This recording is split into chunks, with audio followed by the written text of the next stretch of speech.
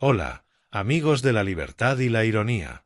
Bienvenidos una vez más a este rincón donde analizamos la política con una pizca de sarcasmo, una cucharada de realidad y un buen chorro de preguntas incómodas. Hoy tenemos un menú de lujo, un escándalo que pone patas arriba a la Moncloa, con un reparto de lujo encabezado por Pedro Sánchez y su inseparable protagonista de reparto, Begoña Gómez. Pónganse cómodos. Respiren hondo y prepárense para un viaje alucinante por los pasillos oscuros del poder, donde la ética y la legalidad a veces parecen ser solo decorado. Vamos a imaginarnos algo. Enciendes la televisión y piensas que estás viendo una serie tipo House of Cards, pero no, es el telediario de la noche. Y ahí está ella, Begoña Gómez, la esposa del presidente del gobierno, convertida en el centro de una tormenta judicial por presuntos delitos que suenan a bingo de corrupción. Tráfico de influencias, corrupción en los negocios, apropiación indebida e incluso intrusismo profesional. Solo falta que le sumen posesión de varitas mágicas y ya tenemos fantasía épica. Y claro, esto no sería tan impactante si ella fuera una ciudadana cualquiera, pero estamos hablando de la mujer del hombre que dirige el país. ¿Se imaginan si algo así ocurriera con la esposa de un presidente conservador? Ardería Twitter, los platós y hasta los podcasts de madrugada. Pero claro, como es progresista, pues no pasa nada, o eso creían algunos. La estrella secundaria, pero no menos importante, de esta historia es el juez Juan Carlos Peinado. El hombre se ha puesto serio, con toga y todo, y ha dicho, aquí huele a chamusquina. Y lo primero que ha hecho es mirar con lupa la relación laboral de Begoña con el IE Africa Center, un chiringuito académico donde supuestamente fue fichada sin cumplir requisitos claros, como si estuvieran contratando a una influencer para una campaña de yogures, pero con fondos públicos. Y por si esto fuera poco, también se ha investigado su papel en la Universidad Complutense de Madrid. Porque resulta que la señora Gómez estaba en todas, que si cartas de recomendación, que si asesorías, que si plataformas tecnológicas. Y lo más curioso, varios de los empresarios que recibieron esas recomendaciones terminaron llevándose contratos públicos por cifras de 7 dígitos. ¿Coincidencia? Bueno, como dicen los sabios, si parece un pato, nada como un pato y grazna como un pato, quizás no sea un cisne. Ahora bien, el juez Peinado no se ha quedado solo en los papeles. También ha solicitado rastrear los movimientos bancarios de Begoña Gómez de los últimos 5 años. 5 años. Eso no es una inspección, eso es una excavación arqueológica financiera. ¿Y por qué? Pues porque hay indicios suficientes de que podría haber habido movimiento de dinerito que no cuadra del todo con los sueldos públicos. Y aquí viene lo mejor. ¿Saben qué hizo el juez cuando se dio cuenta de que había declaraciones contradictorias entre la asesora de Gómez y el alto cargo que la fichó? Les ha citado a un careo. Un cara a cara. Como en los westerns, pero sin pistolas, aunque con verdades disparadas a quemarropa. Porque cuando las versiones no cuadran, lo más sabio es sentar a los protagonistas y preguntar, ¿quién está mintiendo? Pero tranquilos, no hace falta palomitas, ya las redes sociales están haciendo de jurado popular. Mientras todo esto ocurre, el PSOE, ese partido que presume de valores y regeneración, ha hecho lo que mejor sabe hacer últimamente, ir a los tribunales. Pero no para apoyar la investigación, no, sino para denunciar a quien destapó parte del pastel, el empresario Víctor de Aldama. Un señor que, durante su declaración, afirmó que varios altos cargos del gobierno habían recibido dinerito o favores de una trama de corrupción. ¿La respuesta del PSOE? Querella al canto por injurias y calumnias. Bingo. Cuando no puedes negar los hechos, ataca al mensajero. ¿Y Pedro Sánchez qué hace en medio de todo esto? Bueno, si recordamos su épica reflexión de hace un año, cuando detuvo la agenda nacional 5 días para decidir si seguía siendo presidente porque, pobrecito, los medios estaban siendo muy malos con su esposa. Pues ahora parece estar repitiendo el mismo patrón. Eso sí, con menos lágrimas, pero más discurso sobre la máquina del fango. Según él, todo esto es una campaña de la derecha mediática y judicial para tumbar a su gobierno. Una especie de complot masónico con toques de novela de Dan Brown. Y aquí viene la parte que más gracia, o pena, da. Pedro Sánchez prometió hace un año un plan de acción por la democracia, donde combatiría las noticias falsas, protegería las instituciones y limpiaría la política. ¿Adivinen cuánto ha cumplido de ese plan? Un mísero 20%. Lo justo para hacer una rueda de prensa, una infografía y luego archivar el PowerPoint. ¿Compromiso real o simple teatro político para la galería? Mientras tanto, los ciudadanos, nosotros, ustedes, todos, asistimos a esta tragicomedia sin poder hacer mucho. Algunos aplauden, otros critican, y la mayoría simplemente suspira. Porque una vez más, el espectáculo político en España nos demuestra que la ética, la justicia y la decencia muchas veces son meros adornos en la vitrina del poder. Y es que si esto estuviera ocurriendo en otro país, habría protestas masivas, portadas internacionales y dimisiones en cascada. Pero aquí, algunos medios lo relativizan, otros lo ignoran, y los más valientes lo denuncian con riesgo de ser tachados de fachas, antidemocráticos o enemigos del progreso. Porque ya saben, cuestionar al gobierno de izquierdas es un sacrilegio, aunque esté más manchado que una camisa en feria. Entonces, queridos oyentes, la pregunta es inevitable. ¿Qué clase de país somos si permitimos que se normalice este tipo de escándalos?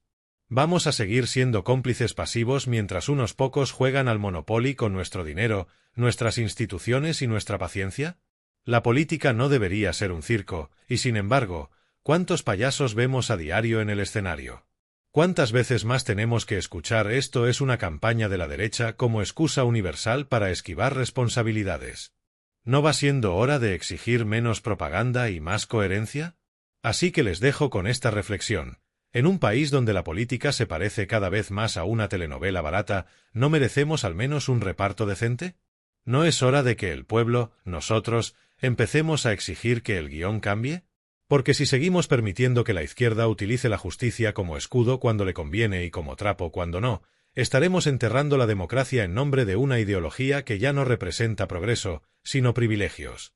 Y ahora que ya tenemos todos los ingredientes sobre la mesa, corrupción, poder, impunidad y victimismo institucional, vamos a rematar esta historia con lo que de verdad importa, el mensaje que nos están mandando desde arriba.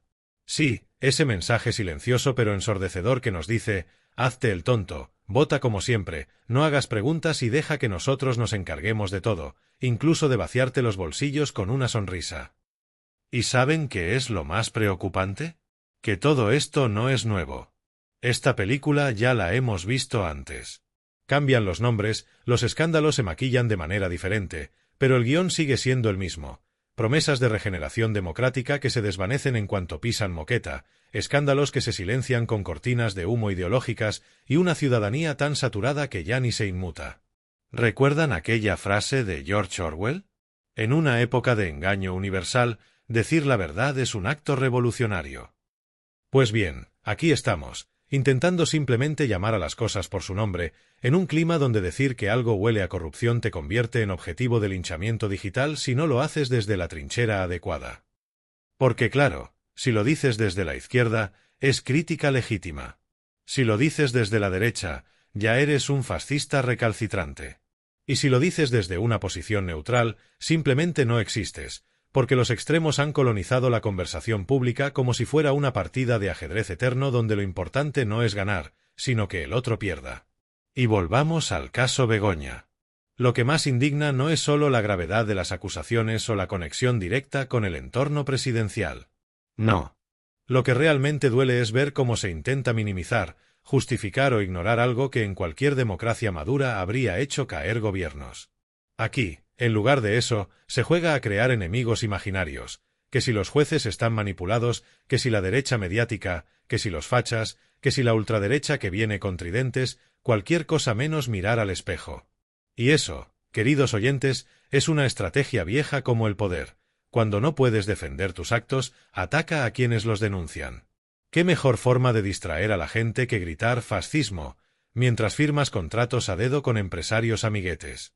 Y mientras tanto, los medios afines, que ya ni disimulan su función de propaganda, hacen malabares dialécticos para hablar de la persecución a la mujer del presidente como si estuviéramos en un drama de época donde la protagonista es una víctima inocente del sistema patriarcal judicial. Por favor. ¿En serio creen que todos nos tragamos ese cuento? Lo triste es que muchos sí lo hacen. Porque nos han entrenado para pensar en bandos, no en hechos. Para defender ideologías antes que principios. Y así, la corrupción de los nuestros siempre será menos grave que la de los otros. Una corrupción buena. Una corrupción que, si lleva el sello progresista, parece estar envuelta en papel reciclado y con mensaje inclusivo. Pero sigue siendo corrupción, aunque la pintes de violeta. Ahora bien, no todo está perdido. Porque hay una parte de la ciudadanía, creciente, aunque todavía silenciada, que empieza a despertar. Que empieza a decir, oye, da igual si eres rojo, azul, morado o arcoíris, si robas, si mientes, si enchufas a tu mujer o a tus primos, tienes que irte. Y punto. Esa ciudadanía es la que debemos alimentar, con datos, con argumentos, con sentido común. Porque si esperamos que la regeneración venga desde dentro del sistema, podemos sentarnos cómodamente a ver cómo se reparten los sobres y los contratos durante las próximas décadas. Y aquí viene la parte más incómoda de todas. ¿Qué haremos nosotros, tú y yo, frente a esto? ¿Vamos a quedarnos en el sofá, indignados pero pasivos, tuiteando desde el anonimato y esperando que alguien más lo solucione? ¿O vamos a asumir que la política no es solo cosa de políticos, sino también de ciudadanos que deciden dejar de callar? Porque, al final del día, la corrupción no sobrevive por el poder de los corruptos, sino por la indiferencia de los honestos. La mentira no triunfa porque sea más fuerte, sino porque la verdad se calla por miedo o por pereza. Así que ya lo sabes. La próxima vez que veas a alguien decir que lo de Begoña Gómez es una conspiración judicial, pregúntale si también lo pensaría si se tratara de la esposa de un político del PP o de Vox. Si no te sabe responder sin tartamudear, probablemente estés hablando con alguien que no busca justicia, sino impunidad para los suyos. Y si tú eres de los que aún cree que esto es una exageración, que todo esto no es para tanto, te dejo una reflexión final. Cuando normalizas la corrupción por simpatía ideológica, estás sentando las bases de una dictadura blanda. Una en la que no te meten preso por hablar, pero te cancelan, te señalan y te convierten en enemigo público por no seguir el relato oficial. ¿Eso es libertad? ¿Eso es progreso? ¿Eso es democracia? No. Eso es servidumbre disfrazada de justicia social. Así que no te calles. Piensa, comparte, denuncia, pregunta. Porque el día que dejemos de hacerlo, habrán ganado los que hoy se ríen desde sus despachos, convencidos de que el pueblo siempre traga. No seamos ese pueblo. Seamos otra cosa. Seamos ciudadanos libres y despiertos. Y si este vídeo te hizo reflexionar, aunque sea un poquito, ya hicimos algo importante hoy. Gracias por llegar hasta aquí. Y recuerda, el humor es el arma de los libres y la verdad, el escudo de los valientes.